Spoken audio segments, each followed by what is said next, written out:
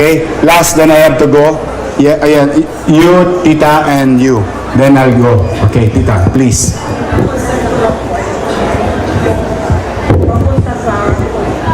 Sige, tita. It's okay. Ang concern ko lang po ay yung kalsada do sa Nara Directo 999. Nara. Sinaraduhan po ng pulis. Ha?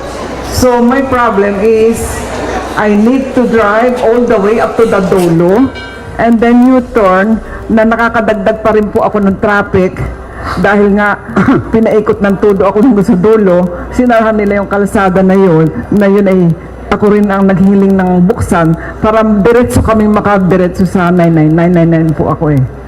So, Sinara yung Nara? Sinara po yung straight Nara going to 999 building. Kasi pinasarado po ng pulis. Kasi ang naging problema po kasi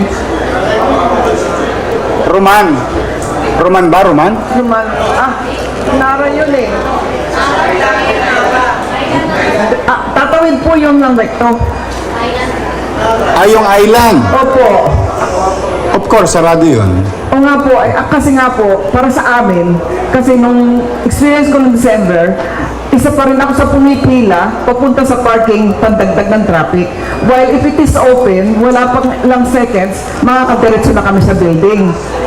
Tapos, ang akin lang po, ang concern ko, miskin lang po yung half nung that open ay mabuksan para makadiretso lang kami doon sa building.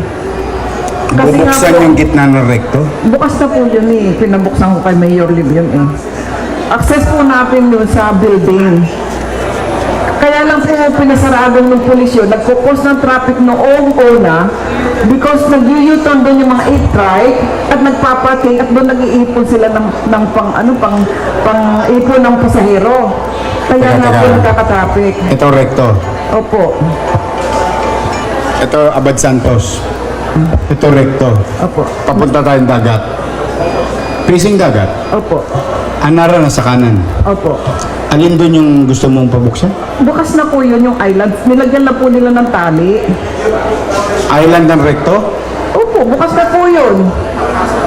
Didiretso po yung from Nara, direct to the parking lot ng 999 building. Hindi, yung kakanan ng Nara? Kakanan po ang Nara. Kaya nga, ito nga recto, kakanan ako Nara. Opo. Dito po sa mismong island po ng CM Recto. Bukas na po yun eh. Yung gitna nga ng recto ang gusto nyo pabuksan. Opo, bukas na po yun eh. Hindi, mali nga buksan yun. Yun yung sinasabi ko. Because, kakatapos lang ng stoplight, another corner, stoplight na naman. Ang gagawin doon, pag nakatalikod ako, magka-cutting trip yung jeep. Kaya nga po, kung pwede lang po, exclusive na lang yung isang bukas lang ng kalahati, papunta lang doon sa parking, it will take let's say, 5 seconds crossing. Kaya lang, iikot pa po hanggang doon sa dulong-dulo. Pag-aralan ko yan, ha? Pero, to be fair with you, it's supposed to be a major road. It should be an interrupted road. So that yung mga pasahero hindi madaya ng driver na dapat ang ikot nila hanggang Asuncion. Correct. Oo. Agree po ako doon, pero kung pwede lang po lagyan lang ng sign na this direct lang papunta sa sa 999. Ang laki po kasi ng hassle yung pupunta kami sa dulo. Alam mo, naintindihan kita, Nay. Sa totoo lang, sino naniniwala sa sign? Ha? Sino naniniwala sa sign? Kami po driver. Naku, Diyos ko, sinabi mo pa. Sino sabi nun? It will be more dangerous for foot traffic. It will be more dangerous. I swear. There is a reason. Anyway, pag-aaralan ko. I will have a technical person study that. Kasi kung baka maka-aksidente. Hindi po, ang nakaprogram po namin sa amin doon, yung mga 8-right nag-u-turn. Dapat po yung mga 8-right hindi kasali doon. Sige, pag-aaralan ko. Ang putsi lang po. Pag-aralan ko po. Ang layo po kasi nung dulo. Alam mo, Nay, maswerte nga kayo, may kotse kayo eh.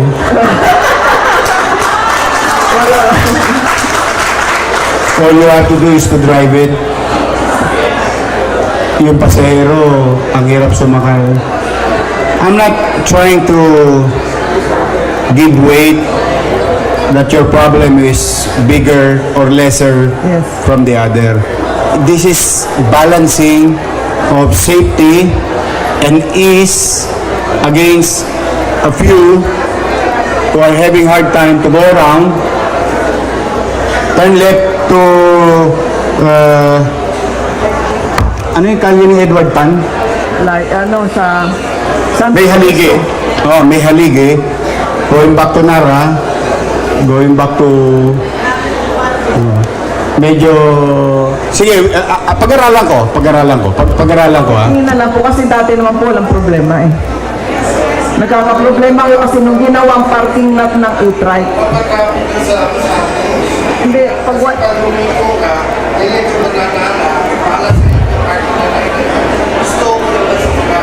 Hindi naman.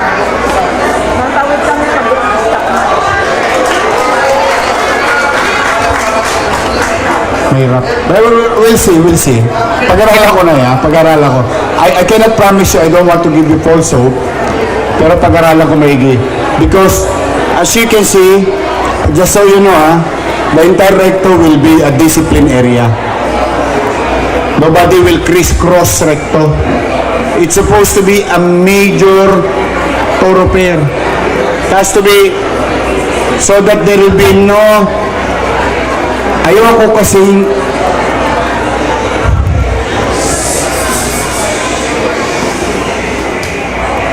kasing mabuntis yung Abad Santos recto.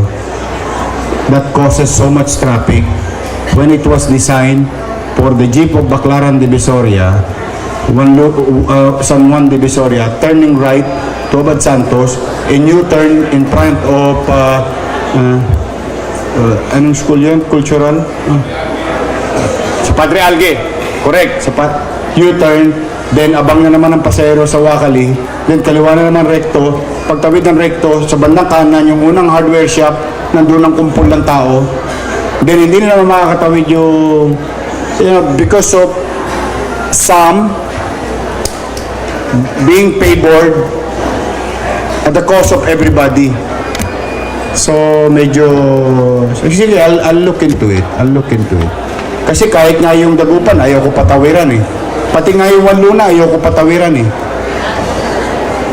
Kasi nga gusto ko, walang maaksidente. Para dire-diretso lang. Eh, Mayor, ang hirap po umikot. Sino punta na sa abroad? Hong Kong. Siya ka punta sa Hong Kong? Why you walk in Hong Kong? Bakit kayo naglalakad sa Hong Kong? Wala makatawid sa Hong Kong, di ba? Ba't ginagawa niyo sa Hong Kong? Sa recto, ayaw niyong gawin. Ayun yung point ko eh, kaya ako minsan. Sige, we'll see. We'll look into it kung vehicle. Kung yung mga behikulo. Pag-aralan namin na yan. Okay? So, yes, last. Question lang po regarding sa mga... Di na ako abot sa kaya po, di na ako abot.